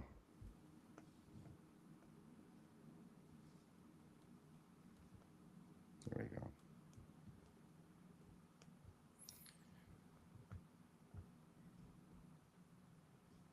Yeah. So the problem links, you're right. You hit the nail on the head with Petullo. Petullo, you guys have an offensive coordinator issue again, right? What's the guy from two years ago? Brian Johnson. Brian Johnson, yeah. Brian Johnson. It's Brian Johnson all over again. Yeah. You have an offense, and your offense lack any semblance of sophistication. There's no sophistication with the offense whatsoever. You have Devontae Adams, Dax. You got um, uh, AJ Brown at the Z, and they stay right there. Yeah. There's no motion, there's no fluidity, there's no disguise, right? There's no stacking of concepts in the same formation. Everybody knows what you guys are gonna do. And then you got poor Jalen Hurts, who he got to make something out of nothing. He knows that the defense knows what you're gonna do, and therefore he has to figure out how to make lemonade out of these lemons, right? I don't know what's going on with Saquon, because you do have a point. I think he's been tackled in the open field more than I think I've ever seen him. Yeah. He's not making the first guy miss, so they are giving him the ball in space. Mm-hmm. Screens, dump offs, right? And for whatever reason, that first guy's getting him down. I don't know if it's a step being lost or what, but I don't think he's hurt. I don't think he's injured. I think there's just something psychologically that's just not there, and or a little bit of age creeping in. But that being said, I think it's too late for them to switch offensive coordinators because of the fact that they're still in the hunt.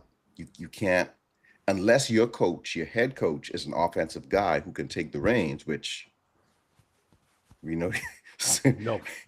your boy can't do that, right? No. They're stuck.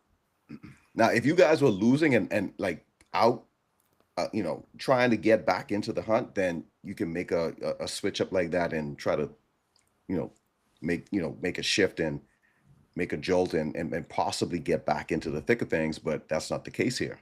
You're still front runners. So that being said, it does look grim. I wouldn't say you're out of it, because that defense is just spectacular. That's a great defense. And at any time, if you guys just figured out how to get the ball to AJ Brown over the course of 60 minutes and Devontae Adams, then that's all you got to do. Just how to get them the ball throughout the entire game, not just script. Because you're right, they're scripting the plays. And when teams make their adjustments, the Eagles don't know what to do. Right? You had Dak Prescott looking like the Anthony Mackie version of Captain America. That's what he looked like. Yeah. It's ridiculous, right? Yeah. You got Brian Schottenheimer looking like he's a coach, which I do give him credit. I think he's a much better head coach than he was ever an offensive coordinator. I give him a lot of kudos for that, because he was not a good offensive coordinator, but he's a heck of a head coach. So now, but more importantly, and this is all y'all's fault, y'all have now given the Dallas fan base life. Hope. Yeah. Hope. Yeah. That's the wrong. That's the wrongest thing you could do. That's the worst. That's the wrongest thing you could do. And now they think they got a chance. Yeah. It's the Eagles' fault. Yeah, it's right? our fault. But I think that. But it can still be turned around. I still think no. I don't. Yeah, I mean, not with this dude. I have no faith in your head coach. None. Yeah. And I've been saying this from the beginning of the season. Sirianni is a problem. And I understand you guys were winning and things were going well, but I'm like, it's going to catch up if y'all don't fix this situation. I don't think Sirianni needs to be your head coach next year. And I know that sounds crazy. He just won a Super Bowl. Yeah. You guys are, you're one of the top teams in the NFC, but he has proven before that he cannot be counted on to make the right hires at the right position. Yeah. And now he's done it again. Yeah. I don't think you want him to get a third chance at that. I don't know. Because this talent, you have a defense that you're not paying for that defense yet. Right. Yeah. At some point, you got to stop paying those guys. It's coming. Yeah. And he's wasting this talent. Yeah. Hey, look, we haven't been.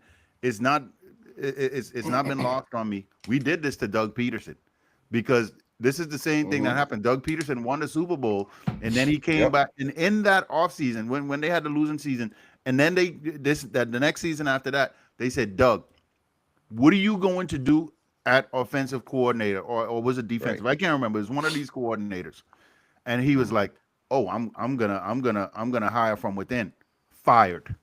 So The same thing is going to happen to Nick Sirianni in this offseason.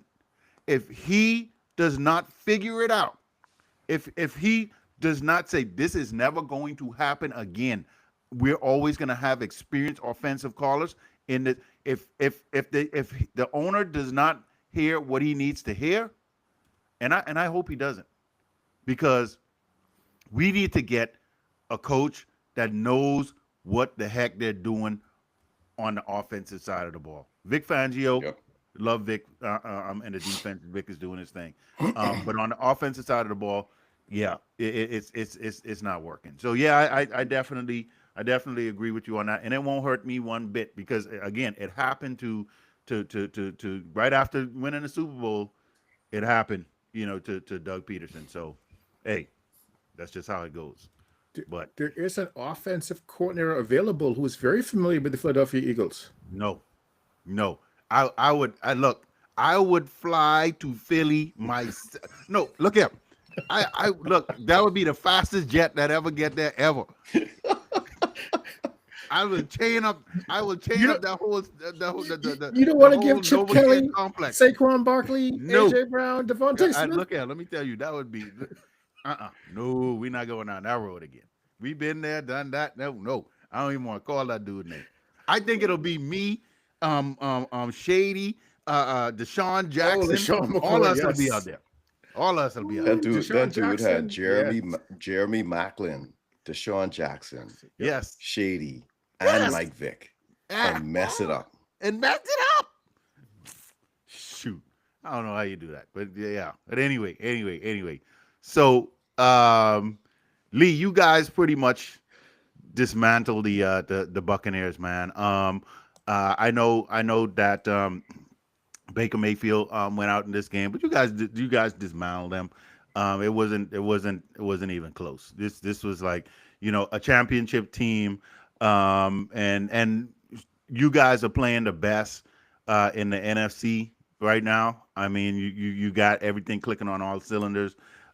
Defense playing good, offense playing good. You guys are now the number one seed in the NFC, and you're looking good, and you're rolling, which you should, because at this point in the season, this is where you need to be. You need to be rolling, and you need to be clicking and doing your thing.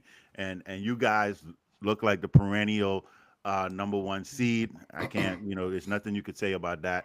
And y'all just handle business. This is what championship teams do to other teams that think they, are championship material. But this is what championship teams do. So congrats to the Rams.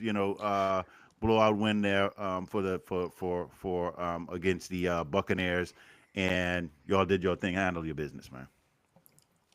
Yeah, I mean, look, another week where we, like you said, we handled business, right? We went in, had a game plan, made the necessary adjustments in game, and just looked like a well-oiled machine. I can't.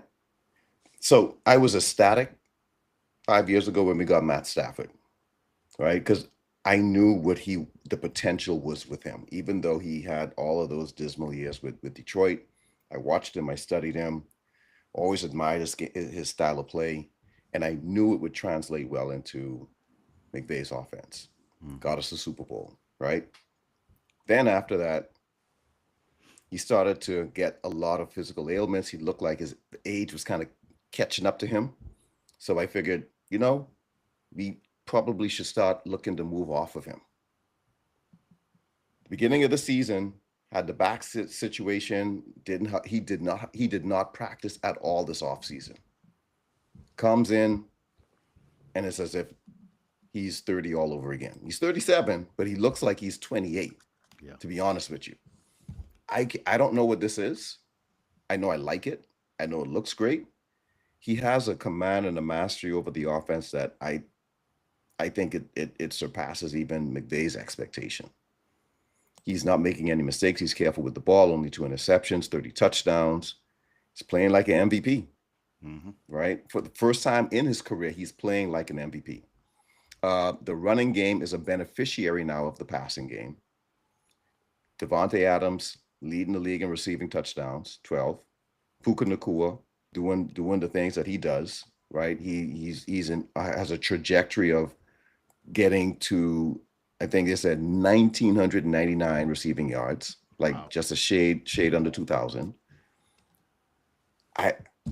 Normally I would want to say something to provide some level of improvement or what I would like to see them do, but I can't think of anything, because even with the special teams, because that was an issue at the beginning of the season, and this is what coaches should be doing. They fixed it, right? Got rid of the kicker, brought in another kicker. This kicker is a rookie. And I figured, because I like Cardi. I thought he was a good kicker until I saw what McVay did and how they did it. He said it was the operation of the kick, not necessarily his lack of accuracy. It was the fact that he had one kicker where it took him a second and a half longer to make contact with the ball.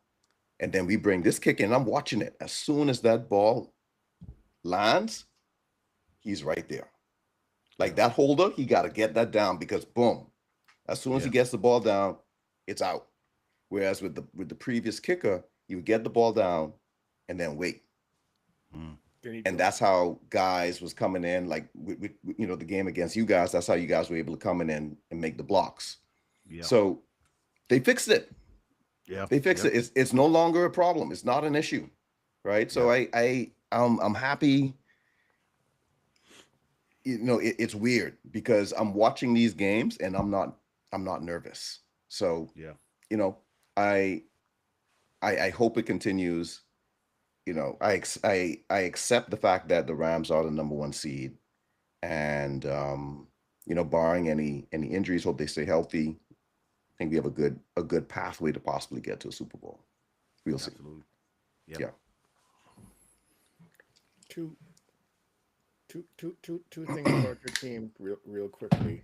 One, towards the end of Tom Brady's career, like, we had total mastery of the offense, and there was stuff that he couldn't do, but he would just call things in such a way to accentuate his strengths and minimize weaknesses, like in complete control, just manipulating people, right?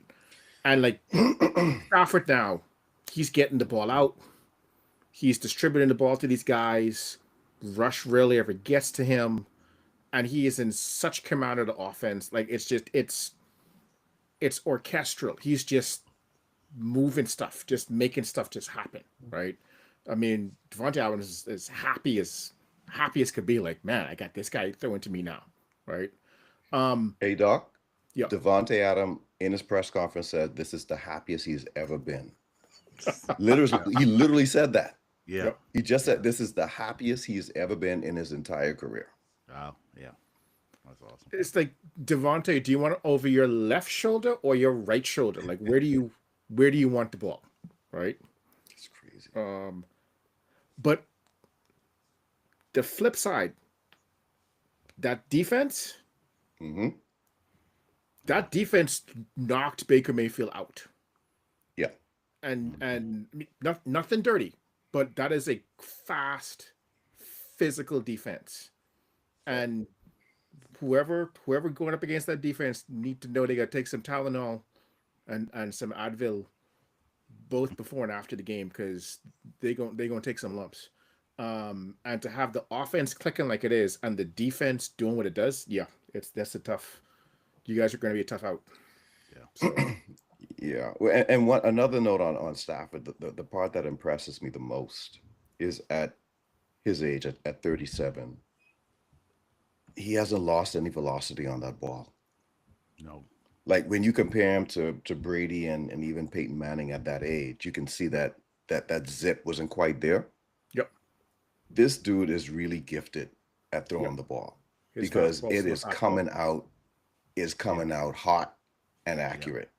It's a thing of beauty to see so far, man. It's really like, just watching him play the position, I'm like, that's how you do it. Yeah.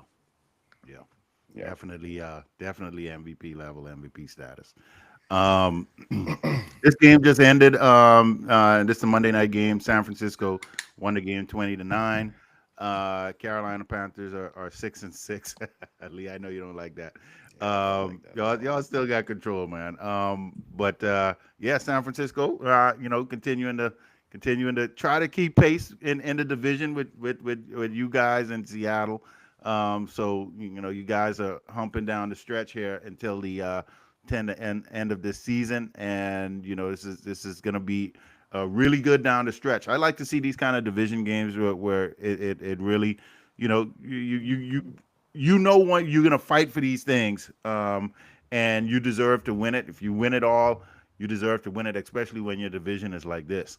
So San Francisco, won this game.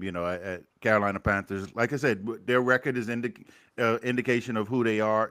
Up and down, up and down. So they're at the 500 mark. So yeah, they stopped Rico Dowdle tonight on defense, 6 carries for 38 yards. So yeah. San Fran with the win, man. Just trying to keep pace with you guys.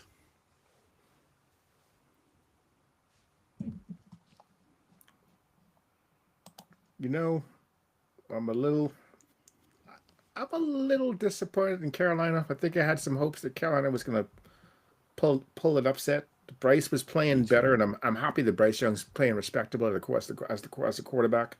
But yeah, when you shut down Carolina's running game.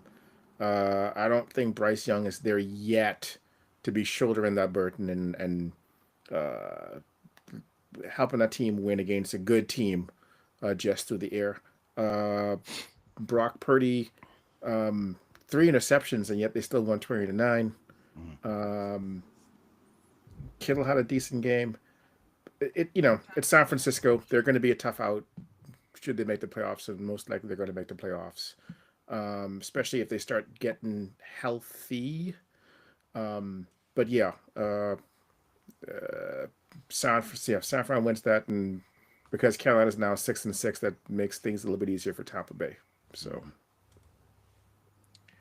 So I know we were recording while this game was on, so we didn't really watch it, right? But I need to go and see how this game unfolded because I don't know why Rico Dowdle only had 6 rushing attempts. That that doesn't make any sense to me. 6 rushing attempts for 38 yards. That's a 6.3 average per carry. Why? Right? So we know he's a volume carrier. Mhm. But on the other hand, Bryce Young only had 18, no, he had 29 passing attempts. Yeah, that something's off here. Something's Yeah. off here. Yeah. So I'm disappointed as well. I would have liked for Carolina to have won this game. Did I have any expectations that they would? No, I really didn't. I didn't think they would actually win it. I would hope they I hope that they would, but Yeah. I'm not surprised by this at all. Yeah. But I am shocked that Dowdle didn't have more opportunities with the ball in his hand. He has two targets, two receptions. I'm sorry, 4 targets, 4 receptions. Um, so a total he touched the ball a total of 10 times. Yeah. It should be more. It should be more of an even split between him and Bryce Young on the passing side. Yeah. That This one. said, even Yeah. mhm. No, go ahead. Go ahead. Sorry, brother. No, I was going to say that said, Purdy threw 3 interceptions. Mm-hmm. So Panthers defense was they were holding holding their end of the bargain here. Mm-hmm. So I think not I think yeah the Panthers their offense looked like they let them down Yeah. Yeah. And on what I this was one. gonna say was, it looks like it was a bunch of 3 and outs, and it looks like also Yeah, that San Francisco held the ball on long drives. They may not have done much. We would have to look and see what their time of possession was overall. 37 Uh, minutes. 37 minutes. Yeah. Hmm. So that's what I'm saying. Yeah, they just held the ball, against these guys, and and Carolina's offense couldn't do anything. So again, your boy, man, defensive coordinator in San Fran, Future head coach, oh, nice. he doing his thing. He front doing But his front you, thing, runner. man. you really, but you need to pay that man for you stumping for him as much as you do. I need to pay him, or he need to pay me. Oh, sorry, he needs to pay Oh, you a good yeah, like yeah. 5%, whatever salary he Whatever. gets Whatever, when he whatever. I'll becomes the take head it. coach I'll someplace. take it. Because you've been I'll take stumping, it. it's amazing. Yeah, He deserves to be. He deserves another chance. Jets screwed him over. yeah. Yeah, man. Yeah. It's, yeah, it's Real quick, I don't see the injury listed for Rico Dowdle. So, to your point, Lee, something's amiss. Whether Mm, I don't know, disciplinary or something where he got very few carries, yeah. even though he had productivity with the carries he did have. Something don't make any sense. No. yeah. So All right, fellas. Well, good one. Lee, we jumping on tomorrow, or how what we I'll saying? play it by ear. I'll let you know tomorrow morning. Okay, yeah, just let me know. Okay. All All right, right. man. Cool. All right, All y'all. right, all right. guys. All right, later.